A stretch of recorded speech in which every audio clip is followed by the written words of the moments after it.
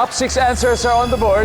Kung magiging impersonator ka ni Boy Abunda, magiging believable ka o kapani-paniwala kung ikaw ay blank.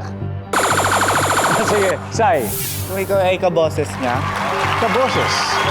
Alam naman natin na very distinct ang boses ni King of Talk na Mr. Boy Abunda.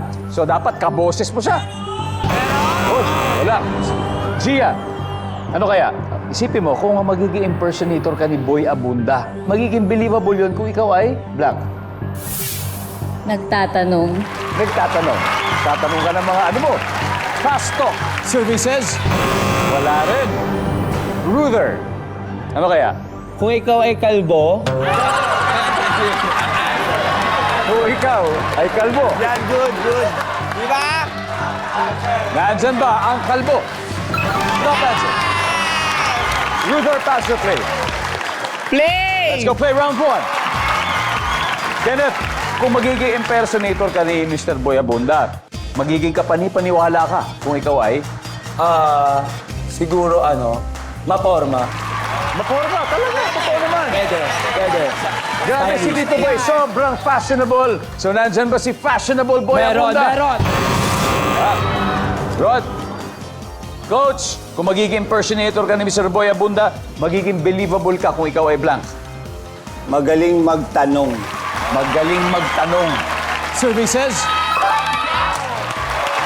Say, Kinakabahan na ako. kung magiging impersonator ka ni Boy Abunda, magiging believable ka kung ikaw ay blank. Usap-usap na kayo, Little Lady Knights. Ruther, again, kung magiging impersonator ka ni Mr. Boy Abunda, magiging believable kung ikaw ay blank. Mabilis magsalita. Mabilis magsalita. Services? Yan. Di ba? Kenneth, kung magiging impersonator ka ni Mr. Boy Abunda, magiging believable kung ikaw ay Maputi.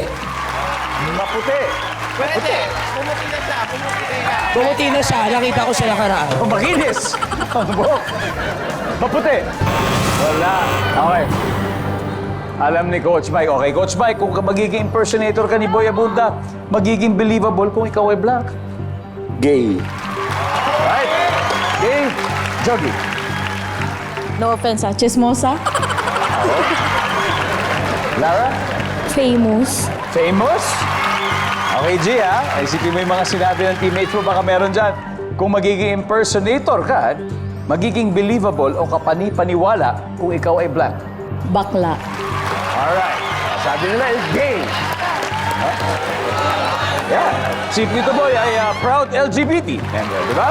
So, nandyan ba ang pagiging LGBT? Survey says...